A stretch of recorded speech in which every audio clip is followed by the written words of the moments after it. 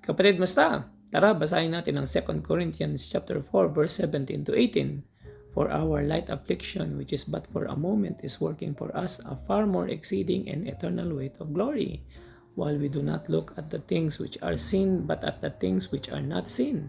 For the things which are seen are temporary, but the things which are not seen are eternal. So kapatid, saan ka ba nakatingin? Nakatingin ka ba sa iyong mga past mistakes, sa iyong mga regrets, sa iyong mga limitations at shortcomings? Minsan nakatingin tayo sa ating kahirapan, sa ating mga educational attainment.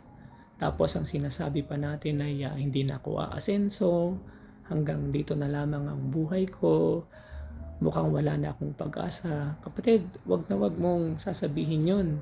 Meron nga isang kasabihan na hindi mo daw kasalanan ang mapanganak na mahirap, pero kasalanan mo na kapag nanatili kang mahirap.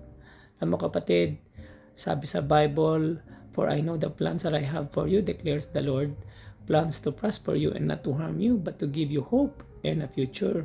Kapatid, tumayo ka, challenge yourself, take responsibility, at gumawa ka ng hakbang upang ikaw ay umasenso, no? Alam mo, binigyan ka ng kalakasan, ng katalinuhan at kakayahan ng Panginoon. Gamitin mo ito kapatid. Dahil ang ating pong Panginoon, meron po siyang magagawa. Kailangan mo lang mag-decide sa iyong sarili na tatayo ako and I will take responsibility for myself and for my family.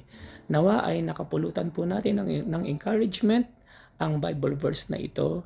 So, yun lamang po. Mag-iingat po kayo and God bless.